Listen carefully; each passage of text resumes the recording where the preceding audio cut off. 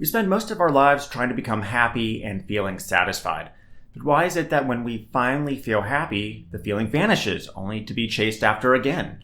It seems like no matter what we do in life and what choices we make, we always end up in this state of needing to chase happiness and satisfaction.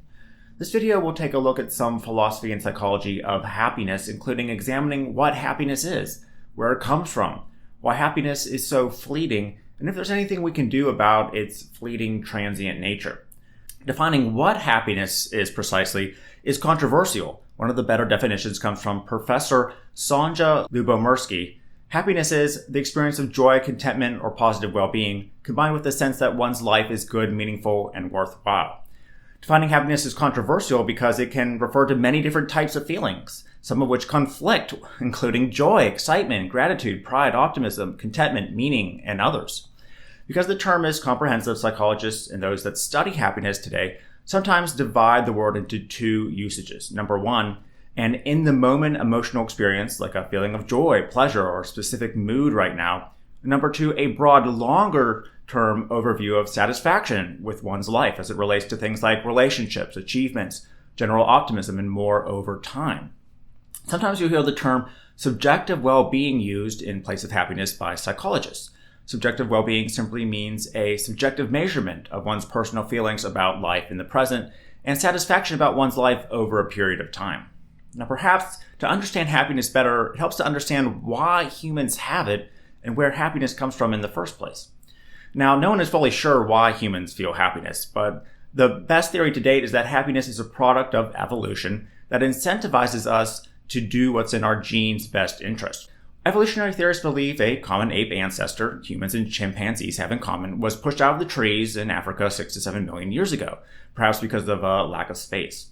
This common ancestor had to forego individualistic needs and collaborate with others in order to survive in the savannah. This collaboration included team efforts to hunt prey, watch for and wield off predators, determine roles and status, and more.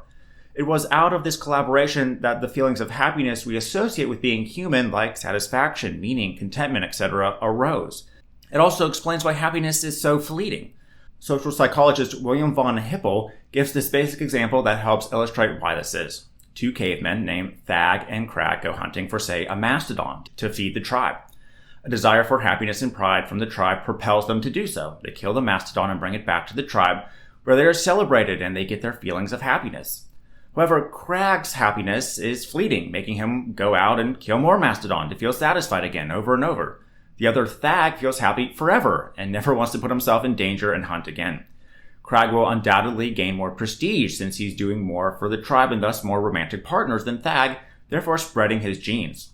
Thus, like yourself, our future humans will have fleeting happiness since our ancestors spread those genes more than the genes associated with permanent or longer-lasting feelings of happiness. Plus, just think of the things that give us happiness today. These include food, sex, engaging in fun times with friends, success in social contexts, task completion. Clearly, it appears all these things are associated with increased probabilities of reproduction and survival for human ancestors. So if happiness is wired to be fleeting in all of us, this raises a serious question. Is there a baseline level of happiness or subjective well-being we're all stuck at no matter what we do and accomplish in life? In a 1971 paper titled Hedonic Relativism and Planning the Good Society, two psychologists Brickman and Campbell began seriously exploring this issue. The idea at the time was referred to as hedonic adaptation, and today is called the hedonic treadmill, or set point theory of happiness. It states that our level of subjective well-being is determined primarily by hereditary and by personal traits ingrained in us early in life. As a result, it remains relatively constant throughout our lives. At first, it was thought that our baseline level of happiness is neutral and fixed no matter what happens. This was concluded in a paper investigating why paraplegics and lottery winners both had the same levels of happiness after their major events. However, new research has found otherwise. Specifically, research is finding, number one, set points are based on individuals, meaning some people have higher happiness set points than others. Some people may be naturally happier than others on average. This was concluded in a 2006 study titled Beyond the Hedonic Treadmill, Revising the Adaptation Theory of Well-Being. Number two, there are possibly multiple set points as there are different factors to determining well-being and happiness since it appears multiple things can influence happiness. Number 3, it appears set points are not entirely genetic, and actions and present-day environmental factors can influence baseline happiness. A 1996 paper that followed 1,000 set of twins for 10 years found that 50% of happiness is determined by genetics only. Number 4, set points can be changed, although not dramatically, as indicated by a 2005 study of 3,608 German residents. Okay, so what does all this mean for you? Well, it appears that chasing a life in which you'll be happy and satisfied all the time is a fool's dream. Happiness in any form is just a means to an end, not an ending. The amount of happiness you feel right now watching this video will approximately be how happy you'll be for the rest of your life on average. This includes how you'll feel after a big life event like getting married, joining the army, graduating from college. Much of your happiness and life satisfaction is determined by factors you don't control, like genetics and early environmental factors.